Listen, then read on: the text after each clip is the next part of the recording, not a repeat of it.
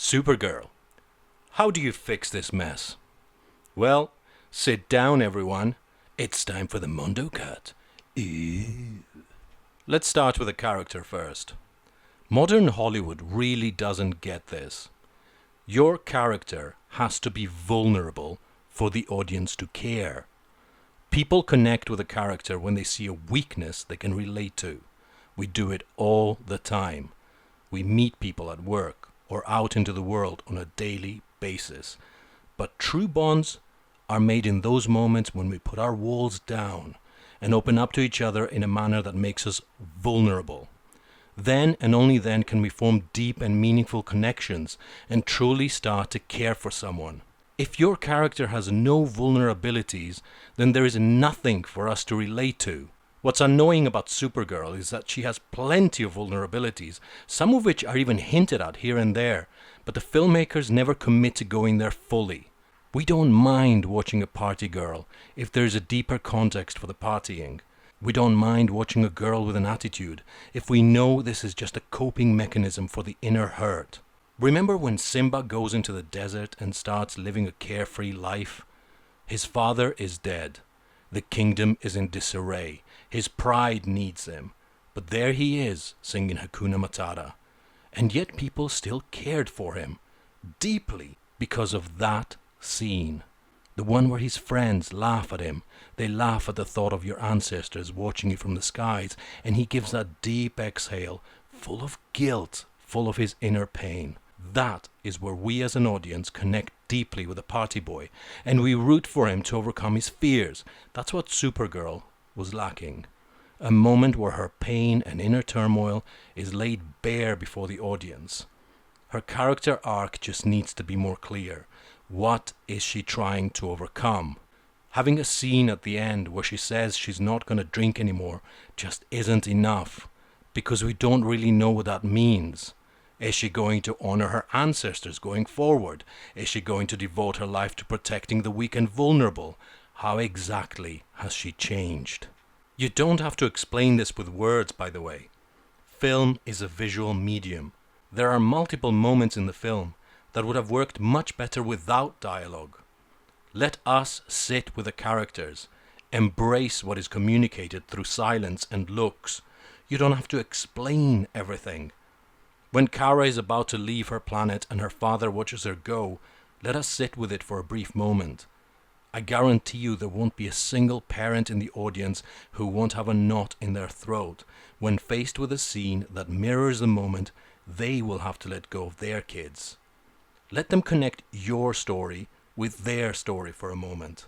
Stop undermining every deep moment with unnecessary filler lines or cheap jokes. Don't shoot the first draft. Rewrite, refine. Take out anything and everything that is superfluous. Here is a test. If you take out a line and it doesn't change a single thing in the movie, then that line needs to go. Embrace the silence. It's a visual medium. You'd be surprised how much can be said with a single look. Don't sacrifice gravitas for whimsical humor. I get it. It's a popcorn superhero flick. But there's a time for everything. If you allow the serious moments to sit with the audience, they will thank you for it. When the time is right, your jokes will land better because the serious moments have earned you the right. The biggest mistake DC ever made was trying to emulate Marvel. Instead of accepting their dark undertones and more grounded stories as a unique selling point, they have spent the last 10 years being the uncle that's trying to crack jokes with his teenage nephews. Why? Did Heath Ledger never happen? Which brings me to my next note. Go dark or go home. If a kid movie about toys can leave the audience stunned by depicting your heroes facing certain death with an incinerator, the least you can do with an adult movie is put your hero through fire to lava to the fiery pits of hell with no salvation in sight. Those are the moments that truly grip an audience. When Frodo is almost dead, with nothing but fire and lava around him, with an outlook that is utterly hopeless, death staring them in the face, you as the audience are left feeling a genuine sense of despair.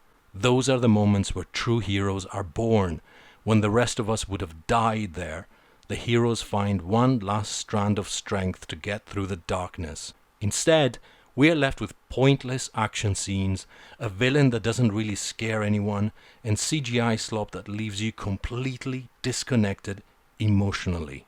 Speaking of emotions, where is the soundtrack? Remember when movies had a whole soundtrack? A distinct melody, an entire suite of music that underscored every meaningful moment in the film. What does victory sound like? How about the moments of sadness? How about you stop using generic 80s songs and pretending to be edgy? You're not edgy. You are boring. All your favorite movies have a soundtrack. That's how they are stored in your brain.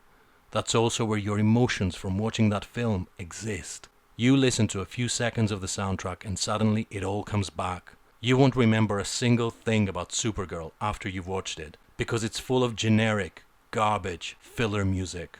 There is nothing that inspires awe, nothing that will send shivers up your spine. It's slop. There is no gravity to it. This is also reflected in the choice of actors. A movie like this requires a cast of actors with a theatre background, who can play heightened material properly. Remember the days when every actor had to go through rigorous stage training, learning how to play Shakespeare and Greek tragedies?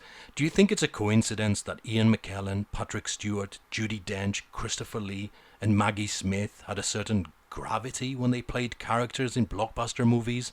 You don't get that by sipping lattes and going to auditions every day in downtown LA. You train all your life for it. Hollywood really doesn't understand this.